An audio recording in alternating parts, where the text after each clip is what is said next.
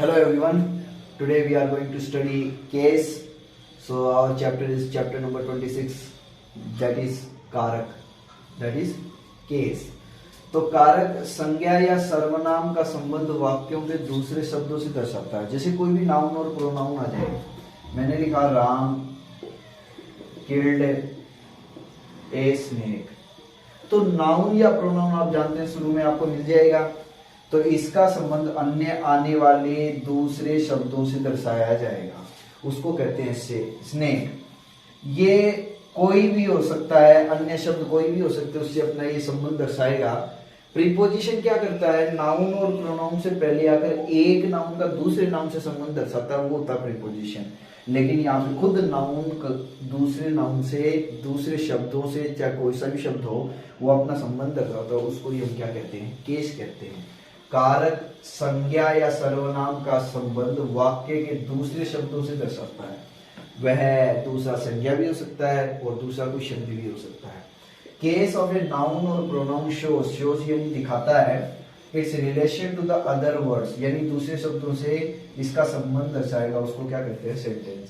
के प्रमुख भेद तो आपके तीन ही होते हैं: नॉमिनेटिव केस, ऑब्जेक्टिव केस और पॉजेसिव केस. जैसे कि आप देख रहे हो. तो कौन से देंगे? Nominative case, objective case, possessive case, dative case और वोकेटिव. 5 होते हैं मुख्य तौर पर, लेकिन 3 ही हम ज्यादातर हमारी क्लास में पढ़ाया जाता है. ज्यादातर छोटे बच्चों के लिए विशेष तौर पे 3 आता है. वैसे 500 का अध्ययन किया जाता है एनडीए और एसएससी की एग्जाम में. तो nominative case, objective case, possessive case, dative case और वोकेटिव केस, इनके बारे में हम अलग से स्टडी करेंगे. अगर ये जैसे ये सब्जेक्ट है तो इस सब्जेक्ट को ही नॉमिनेटिव केस में समझा जाता है. उस स्थिति में समझा जाता है कि ये सब्जेक्ट नॉमिनेटिव केस है. केस ये बताता है कि ये काम करने वाला है. बस केस हम ये कहें नॉमिनेटिव केस है तो केस ये दर्शाएगा कि सब्जेक्ट ने काम किया है. मैं कहूँ स्नेक ऑब्जेक्ट है और ये ऑब्जेक्टिव केस में समझा जाता है, यानी इस रिसीवर ऑफ एन एक्शन, यानी स्नेक को राम ने किल्ड किया, यानी अटैक किसके ऊपर? स्नेक के. Receiver of an action is objective case. अब पॉजेसिव के किसी पर अधिकार जताना, इसमें अपोस्ट्रोफे का ही यूज किया जाता है. जैसे राम सुकाऊ, ये अपोस्ट्रोफे का भी यूज किया जाता है. और पॉजेसिव के जो प्रोनाउन की दूसरी और तीसरी टेबल, उसको भी यूज किया जाता है. डेटिव केस का अर्थ ये होता है संप्रदान, यानी इनडायरेक्ट ऑब्जेक्ट होता है. इनडायरेक्ट जो ऑब्जेक्ट होता है, एक आपने देखा होगा वर्ब के टॉपिक में मैंने आपको सिखाया था, एक डायरेक्ट ऑब्जेक्ट, इनडायरेक्ट ऑब्जेक्ट जो होता है उसको हम डेटिव केस कहते हैं. फिर वोकेटिव केस ये होता है संबोधन. जैसे मैंने लिखा कम हियर मोहन. अब मैंने ये वाक्य यहीं पर समाप्त हो गया, कम हियर, लेकिन मैंने ऊपर से नाम और बता दिया, भाई मोहन यहाँ पे आइए. तो मैंने किसी को एड्रेस किया, किसी को संबोधन किया, तो वो संबोधन किया, that is vocative case. Indirect case ये किसी पर अधिकार जताना, इसको कहते हैं कर्ता कारक, इसको कहते हैं कर्म कारक, और इसको कहते हैं संबंध कारक, और इसे कहते हैं संबोधन कारक, और इसे कहते हैं संप्रदान कारक. तो ये कारकों की हम स्टडी अब करने वाले हैं. ये चैप्टर आपके लिए काफी लेंथी होगा, काफी एग्जाम्पल्स करेंगे तो ये चैप्टर काफी लंबा होने वाला है. आइए देखिए. इस टेबल में मैंने आपको कहा था मुख्य तौर पे 3 ही केस हैं. किसी पर अधिकार दिखाना possessive case, nominative case subject का काम करने वाला, ऑब्जेक्टिव केस आपने क्या काम करके दिखाया है. तो ये टेबल प्रोनाउन की टेबल है. इन 7 को पर्सनल प्रोनाउन कहा जाता है. इनको कहा जाता है पर्सनल प्रोनाउन. देखो किसी का भी नाम नहीं है तो नाम के स्थान पे यूज होते हैं, इसलिए इनको क्या कहा जाता है? Personal pronoun. आई और वी को कहा जाता है फर्स्ट पर्सन, यू को कहा जाता है सेकंड पर्सन. यू एकमात्र ऐसा है जिसको हम कहते हैं सेकंड पर्सन.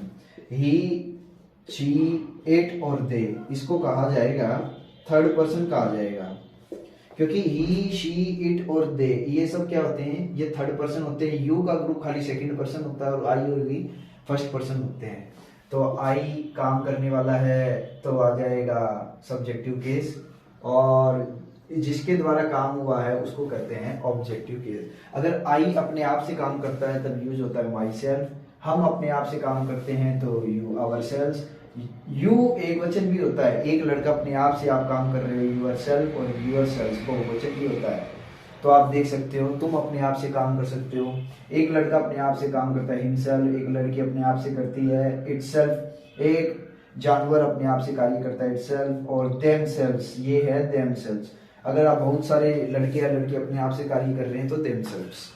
तो आप देखिएगा मैं, मेरा, मेरा, मेरे द्वारा, हम, हमारा, हमारा, हमारे द्वारा। तो ये हो गया ऑब्जेक्टिव केस। केस एक शब्द का वाक्य में आने वाले हर एक शब्द से अपना संबंध दर्शाते हैं, तो उसको ही हम कहते हैं कारक, जिसे कहते हैं इंग्लिश में केस। तुम, तुम्हारा, तुम्हारा, तुम्हारे द्वारा, एक लड़का, उसका, उसका, उसके द्वारा, एक लड़की, उसका, उसका, उसके द्वारा, इट, वह, उसका, उसके द्वारा। तो इट होता है उसे, यानी ये इसमें क्रॉस आता है, इसमें आपके लिए नहीं आएगा, जानवरों के लिए आता है, छोटे बच्चों के लिए आता है, निर्जीव वस्तुओं के लिए आता है, 3 चीजों के लिए।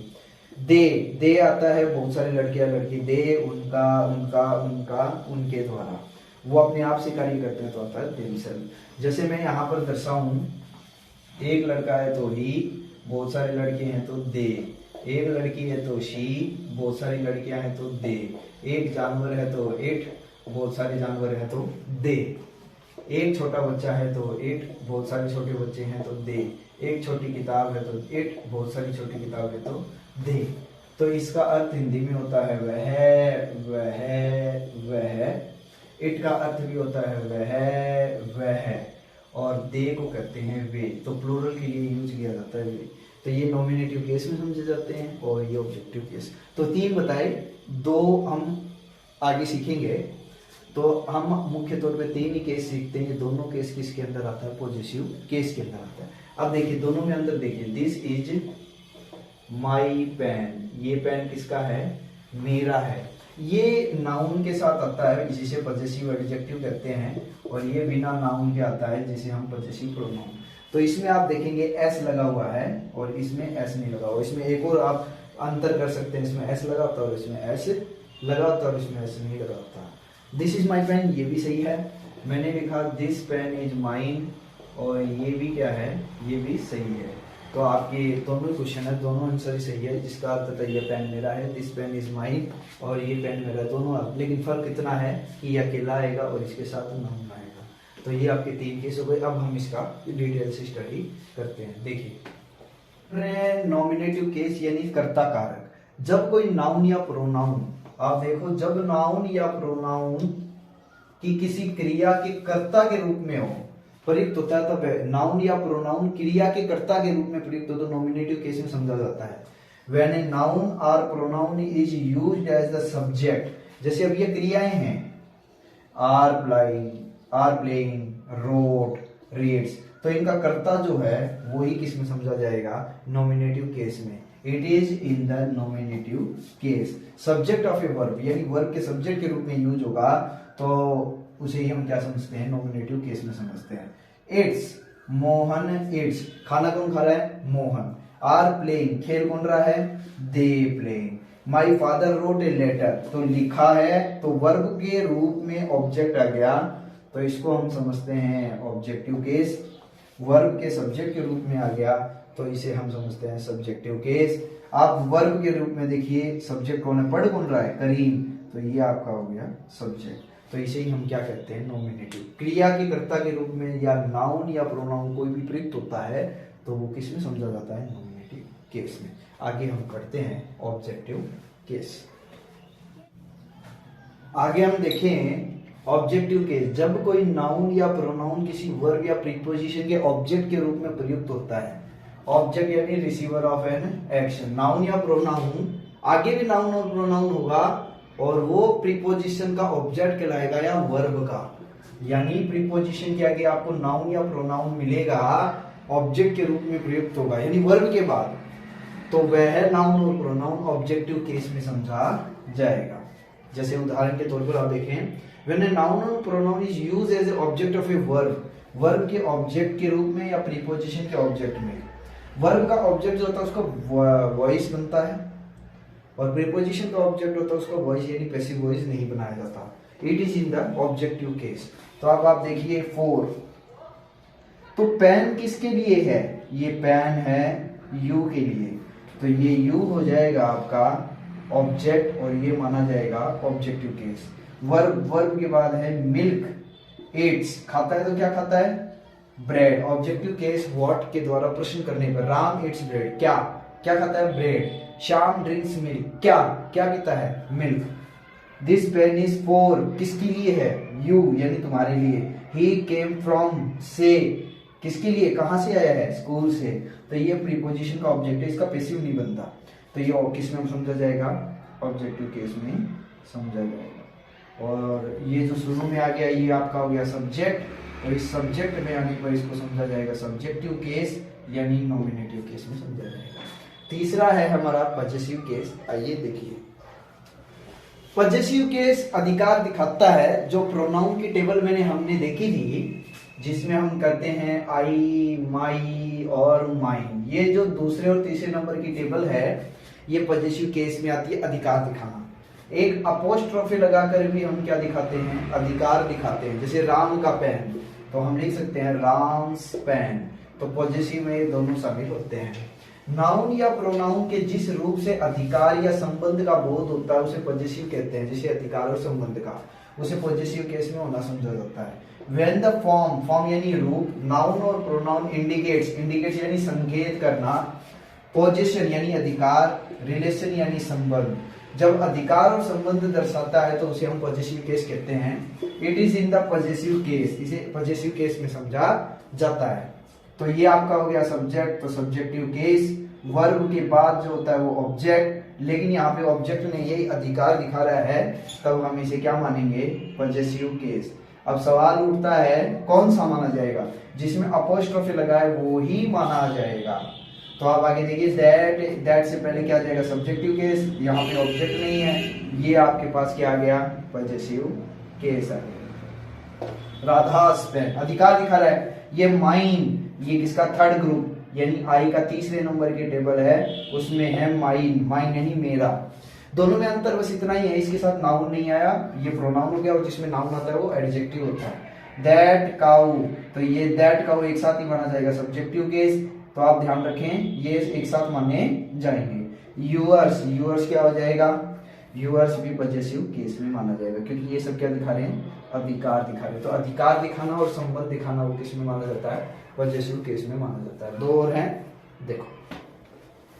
ये ज्यादातर वोकेटिव केस नहीं पढ़ाया जाता बच्चों को स्कूल्स के अंदर, तो मैं आज आपको ये करवा रहा हूँ।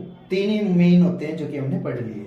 वोकेटिव केस होता है नाउन या प्रोनाउन का संबोधन के लिए, बस जैसे हम कहते हैं मोहन कम हियर, तो ये यहाँ पर हमने सब्जेक्ट के तौर पे यूज कर लिया, कम्स हियर। मैंने ये पूरा यहाँ पर लिख लिया, मोहन कम्स हियर, यहाँ पे तो हमने सब्जेक्ट के तौर पे यूज किया, तो ये हो गया नॉमिनेटिव केस। लेकिन इस नॉमिनेटिव केस को संबोधन यानी एड्रेस, अगले को संबोधन यानी अगले के ऊपर प्रकाश डालने के लिए हम काम में लेते हैं, तो वो नॉमिनेटिव केस होता है। जैसे अब मैं कहूं, if a noun is used to the name of a person, to name a person, किसी को नाम से बुलाएंगे, आर थिंग किसी वस्तु को एड्रेस्ड, उसका संबोधन करेंगे, उसे बुलाएंगे, उसका नाम लेकर बुलाएंगे। A noun is used to a name of a person or thing addressed, उसको एड्रेस करेंगे, उसका नाम लेके कहेंगे, it is said to be in vocative case, तो उसे वोकेटिव केस में समझा जाएगा। जैसे मैं कहूँ कम हियर, ये यहाँ पे सब, ये हो गई वर्ब और ये हो गई आपकी एडवर्ब ऑफ प्लेस। हाँ, यहाँ पे सब्जेक्ट नहीं है क्योंकि ये इंपरेटिव है, लेकिन ये मैंने बाद में कहा, मैंने मोहन से कहा यहाँ आने के लिए, तो ये वोकेटिव केस में यानी कोमा लगा के समझाया गया है। मैंने इसको कहा है जबकि इंपरेटिव सेंटेंस है। फ्रेंड्स लिसन टू मी, पहले हम संबोधन करेंगे, अगले को कहेंगे भाई, हाँ भाई ladies and gentleman listen to me, मैं एक बार आप मुझे ध्यान से देखिए। तो हम किसी को संबोधन करते हैं तो वो माना जाता है वोकेटिव केस में। जैसे students go to your classes, ये इंपरेटिव सेंटेंस है, तो मैंने किसको संबोधन किया, स्टूडेंट्स।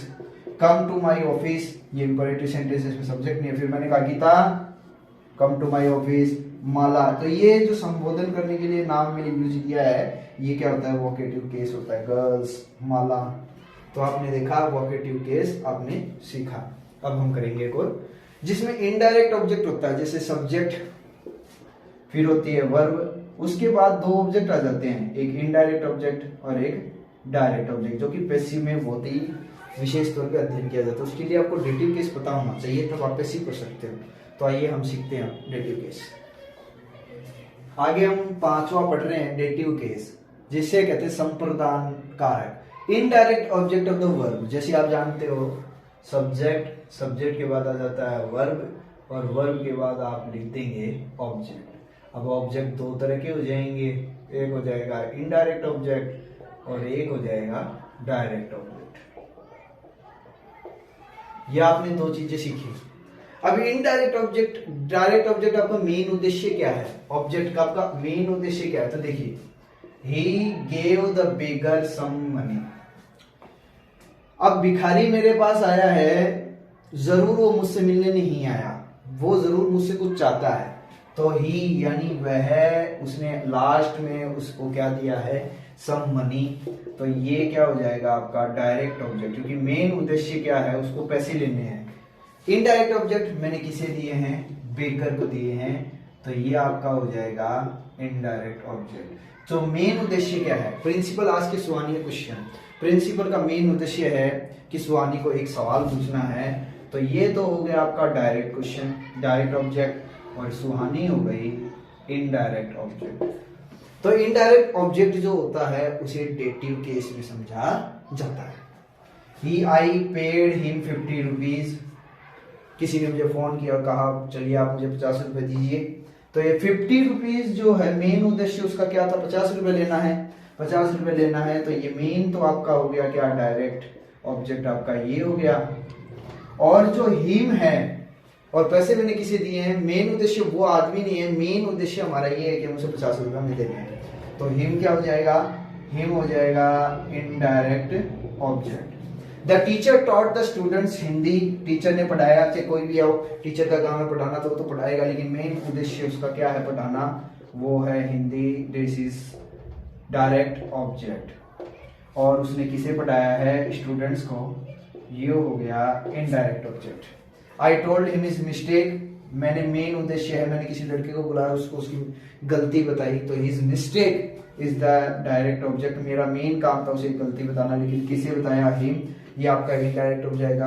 वर्ब के बाद आपको तुरंत मिल जाएगा ऑफर्ड द बेगर, मैंने बेगर से सम मनी एंड क्लोथ्स, मैंने भिखारी को मेन उद्देश्य क्या है, क्लोथ्स और मनी दिए हैं, तो वो आपका हो जाएगा डायरेक्ट ऑब्जेक्ट। लेकिन मेन उद्देश्य मुझे कपड़े देने थे, कुछ दान करना था, तो मेन हमारा वही हो जाएगा क्या, डायरेक्ट ऑब्जेक्ट। लेकिन इनडायरेक्ट जो ऑब्जेक्ट जो है बेगर, असल में इनडायरेक्टली रूप से किसके पास जाएगा, वो दैट इज बेगर, बेगर के पास जाएगा, that is dative case. Lata gave him, ये आपका इनडायरेक्ट ऑब्जेक्ट। आखिर में लता ने उस लड़के के पास गई लता और उसे उसकी नोटबुक दे दी। तो मेन उद्देश्य जाने का क्या था, नोटबुक देना था, हर नोटबुक उसकी नोटबुक, लेकिन दिया किसी उस लड़के को, हिम आता है लड़के के लिए, तो ये आपका हो जाएगा डायरेक्ट ऑब्जेक्ट। तो इनडायरेक्ट ऑब्जेक्ट जो भी होता है वो डेटिव केस में समझा जाता है। तो आज यही ये केस समाप्त होता है। इसकी डिटेल स्टडी क्लास वाइज जैसे जैसे टॉपिक आएंगे वैसे इसकी विस्तृत अध्ययन आप करते रहेंगे। जो भी स्टूडेंट्स हो वो मेरे हर एक वीडियोस देखें क्लास 6 से, ताकि आपकी इंग्लिश मजबूत होती जाएगी। Okay, thank you.